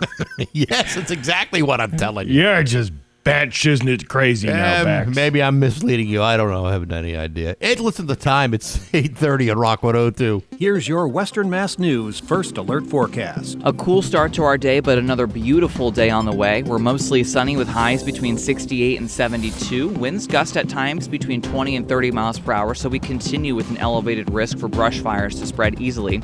Tonight, we're looking at clouds building in, and we'll see a few light showers around midnight. Lows fall to between 42 and 48. Showers end before sunrise tomorrow. Then tomorrow, we're mostly sunny, breezy, and cooler with highs between 54 and 60. With your Western Mass News First Alert Forecast, I'm meteorologist Liam Murphy. It's that time of year where spring has finally sprung. Is your water system working well? That means two things. If it's not, then you need to call an expert. And those experts are over at Aquapump. Aquapump are the experts on all water supply systems. They install, service, and repair well pumps and tanks for all wells and carry a complete line of submersible jet pumps, water filters, and supplies. They even specialize in treating contaminated water. So do it once and do it right. Find out more at aquapump.com, only in Stafford, Connecticut. Join the T-Birds for an MGM Springfield Deuces Wild Friday on April 10th at 7 as they host Rochester, presented by Allied Flooring and Paint and Budget Cabinet Sales. Arrive at 6 to enjoy a live pregame concert by Ali Rossi. Then come back Saturday at 6 for the T-Birds Semi-Quincentennial Extravaganza, presented by Explore Western Mass and MA250. The T-Birds host the Wolfpack in the Bremen I-91 Rivalry Series. The team will wear specialty patriotic-themed jerseys, which will be auctioned following the game. Get your tickets now. Visit SpringfieldThunderbirds.com. This is Jeff and my brother Dave from Olander's Body Shop. After an accident, your first call might be to your insurance company. But your second call should be to us. Olander's works with your insurance company and will walk you through the process, start to finish. From paperwork to paintwork, we make it easy and stress-free. That's why generations of drivers have trusted us for more than 85 years. Visit us in Vernon, East Windsor, or Columbia, Connecticut. However you got here, we'll get you back out there. That's Olander's. Hey, babe, what's going on? Hun, I was walking the puppy and saw the neighbor's new fence from Hasty. It looks sharp. Hasty came out, measured, and gave them a free quote. I'd like the ornamental, like the neighbors, but we could go with the traditional wood or the clean lines of vinyl for even more privacy. Hasty has an outdoor showroom in Agawam. Let's go check it out this weekend. Sounds good. So we can get the black chain link to blend in with the back property line. We gotta get a Hasty. Check them out at hastyfence.com. When you need a fence, it's gotta be a Hasty. Ocean State Job Lot sells Furby flour and vegetable seed at 40% off. Nobody beats our prices on Miracle Grow, grass seed, weed and feed, organic potting soils, and all of your other lawn care needs. 25 styles of gazebos, the best prices on patio umbrellas and bases, 35 styles of solar lights, hoses and nozzles, garden fencing in every style, and 75 long and short-handled lawn tools. From raised garden beds to outdoor power washing, outdoor furniture to a massive selection of planters, Job Lot is an excellent destination for your spring needs. Taxes was feeling so stuck. Sitting in traffic, squeezing into a parking spot, all to squeeze in getting tax help during your lunch break. Now Taxes is a TurboTax expert who does your taxes for you, while you go about your day getting real-time notifications about their progress and the most money back guaranteed.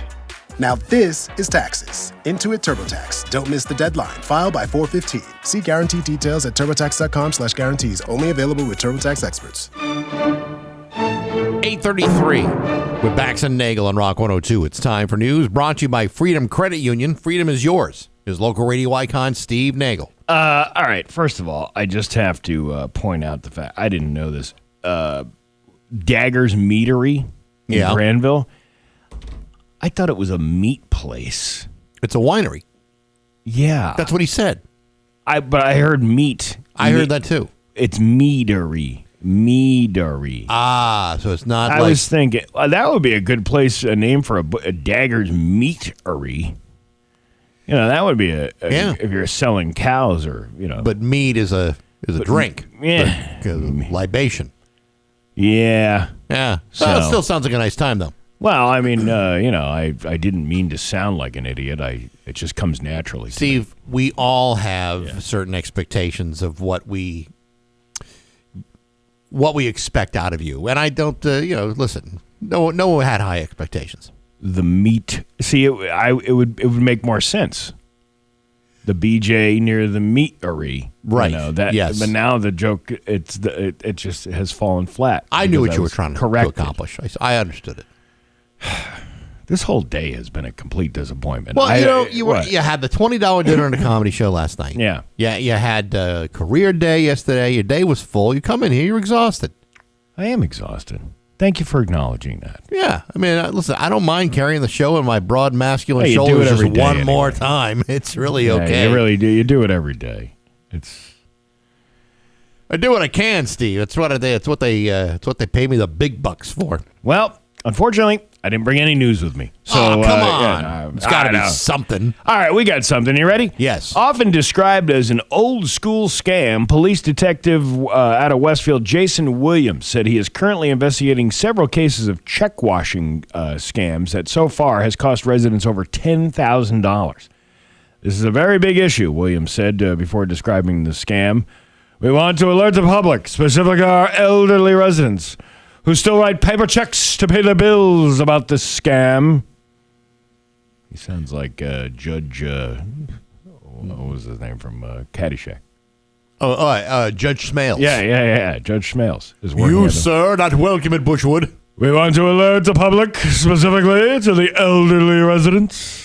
Spalding, grab your golf clubs. You're going to play golf. Customers of several credit card companies, including Citibank, who still write checks to pay their balance when they mail them to the companies, are having envelopes taken somewhere between the mailbox and the complaints. I don't know if that guy actually sounds like the late Ted Knight. I've never met him, so I don't know. Somewhere along the line, they're getting taken. The scam targets the elderly who still write checks, but anyone who still uses paper checks is a potential target. Danny, how'd you like to mow my lawn? This is an old school thing. Once the scammer gets the check, the payee is washed off using chemicals and a person's name is substituted. Really? Yeah. Interesting. It's like the old criminal who can't give up the old bag. You know what I mean? Yeah. Or like maybe a salesperson who feels new methods are not what he describes. He describes as effective. But the old school way of doing things. Sometimes the only way to get to the new school is to revisit the old school to figure out what the old school mistakes was for the new school. The bank said the bank will pull up an image of a deposited or cash check and see that the company that the check was written to was replaced by an individual's name. You know, you got the images on the thing. Right. Obviously, they're targeting elderly, but he's right. You know, if you're still writing a check somewhere, that can happen to anybody. Thank God I don't write checks. Thank God I just put my credit card, swipe my thing, and I also scan every QR code that I see. That's a good idea. Yeah, that's really good. You know, I mean, I have a checkbook. I will write a check on rare occasion, but I'm not writing checks like I used to write the checks. I used to write the checks all the time. But on the other hand, you know, I like to throw away cash. I like to toss cash at the... You too? Oh, yeah. Oh, man, I love throwing cash down the drain. Oh, yeah, all the time. Yeah, I leave the doors open in the wintertime. You know, I like to pay extra for things. On the other hand, you know, the credit card thing, while it's all convenient and stuff, you're still paying the fees and the interest every time you use it. And so you really, in a way... are kind of tossing a good deal of money out the window. I don't think anybody really pays attention to that anymore. They don't, but they should. If your credit card's charging you, 15, 18, 20%, you're getting jacked, man. Do the math. Look at your bill. A lot of those businesses already include the fee. You know, so you're already paying a high price anyway. That's right. So I don't even know where we're going with this conversation. It's I was just Friday. trying to get to the next one. It's not even a payday. There's like nothing to look forward to today. Massachusetts police. It is Cake Day, by the way. Oh yeah, I can't stick for Cake Day. What? I can't stick around for it. It's a birthday celebration. I'm getting my taxes done today. Getting your taxes done? Like that's more important than raspberry mousse cake from La Fiorentina? Listen, I love the raspberry mousse cake. Don't get me wrong, but to be honest, these taxes aren't going to file themselves. You got to. Don't you drop them off to somebody? Yeah, I'm dropping them off to them today. Going to hang out with them for a little bit. We'll do a little bit of chit chat, and then that's it. You don't need to chit chat with that guy. He knows what he's doing. You just throw it down on his desk and say, "See you later." But he's we have a friendly relationship. We like to chit chat, talk about people behind their back, and he does my taxes. And he says he sits there in his big office chair and he goes, "Take the refund, leave the cannoli." Oh, you've had him file for yourself too. Yes, I have. He's very good. He's a very good he's terrific. tax guy. Bass, he goes, hey, what you writing off here this year, huh? Now, did you reach your maximum deductible for the year?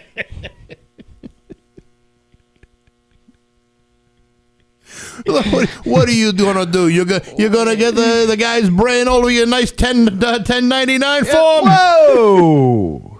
It'd be a real shame if that 1028 form that you got to fill out this year just magically disappeared. It would be a shame if for some unforeseen circumstances you got audited and I was not available to help you. That would be a tragedy, as we would call it. If suddenly I were like in a foreign country for a year because I may have popped a guy in a restaurant. Yeah. 2 in a hat. Pow, pow. Now, which name are you using? Are you using the one the government gave you to relocate to this area? Or are you using your God-given name? Yeah, or are you going under George Washington again? Oh, yeah. Yeah, that guy owes. Yeah, Ben Franklin does, too. Just because his face is on a bunch of those pieces of paper doesn't mean jack squat. Again, I don't even know where we're going with this one either. I don't know. I hope he's listening. He listens. Yeah. I'll hear about it today at 10:30. Or we'll get a text very soon, either way. Oh, yes. A very threatening text. What are you twos doing? Hey, you're messing up my reputation. You're ruining the accounting offices of Rigatoni and Penne. Rigatoni, Penne, and Nachi. That's the 3 guys here that it's named after. You might find this odd to imagine here at the Rigatoni, Gnocchi, and Penne. I've gotten sauced many times. Whoa, you're in the neighborhood. You're ruining the lineup. It's Rigatoni, Penne, and Nachi, not Rigatoni, Nachi, and Penne. That Nachi came here. He was a tag along. Anyway, what time is cake? 10 o'clock. 10 o'clock? 10 o'clock? No, it's 10:30. No, it's 10. You know what? Is it 10:15? I think it's 10:15. Come on. Maybe I could maybe make it over there in time. Maybe you should bring him a piece of that cake from the La Fiorentina. Hey. Huh? Those Italians like to stick together and like to eat their own food. You bring him a Galumki, he'll slap you upside the head. Whoa, what are you doing? I asked for a piece of raspberry mousse cake from La Fiorentina. I didn't ask for a stuffed piece of cabbage with ketchup on it. I like how we turned this guy into some kind of like...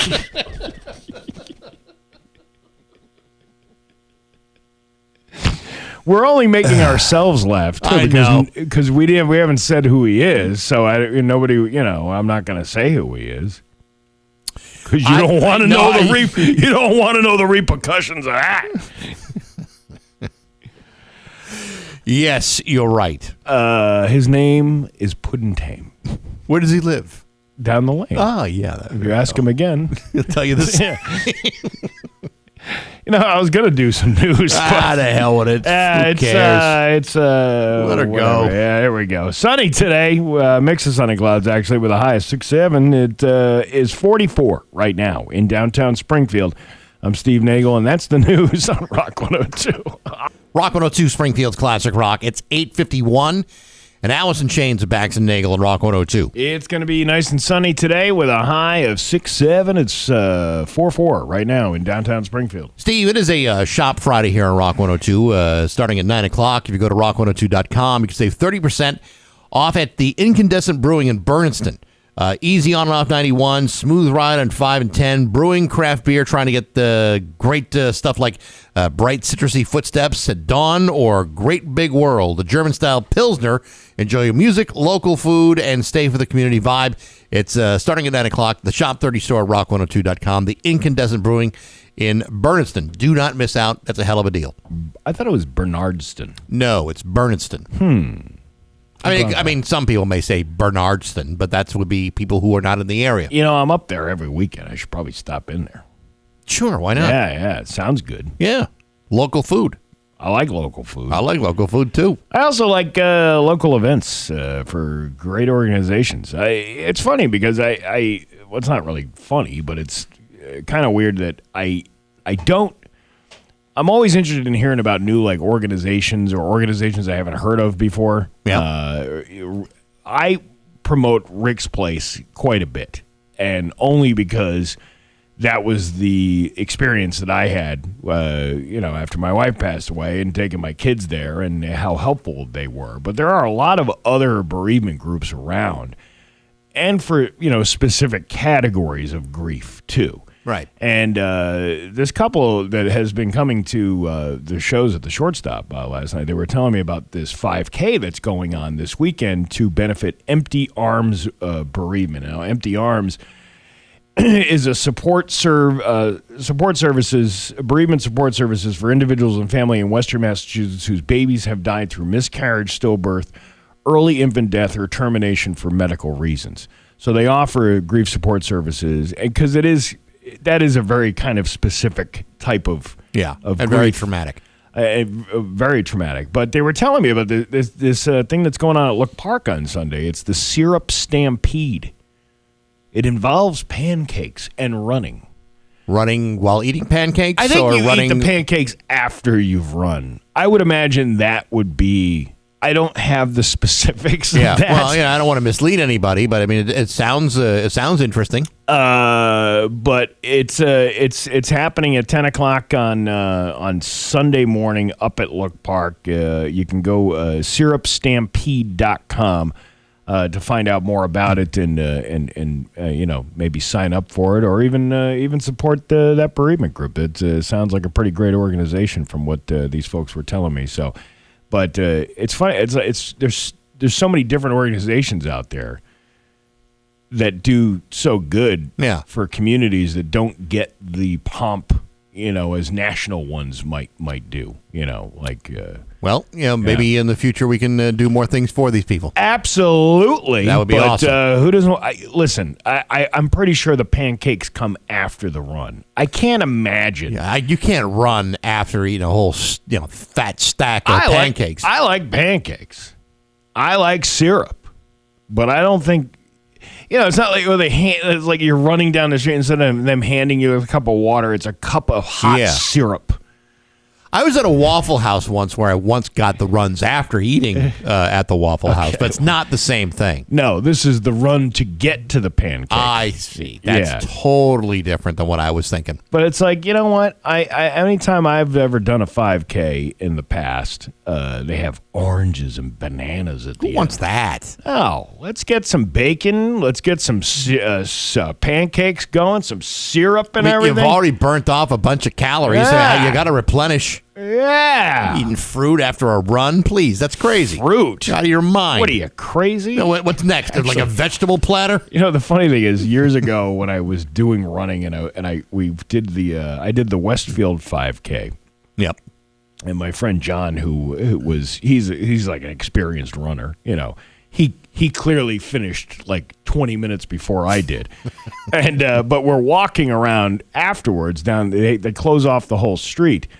And there was it's like a group of like, I don't know if they're like Nigerian or whatever, but they go around to all these different 5Ks and they compete in these 5Ks to win the cash prizes for the thing. Yeah.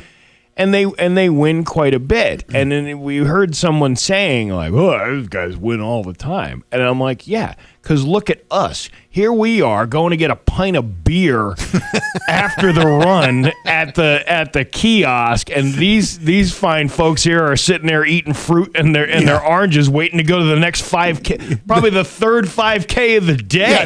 They're not waiting for the beer. They're waiting for the bus. Yeah, it was just a very American criticism to make about somebody going, "Yeah, look at those guys.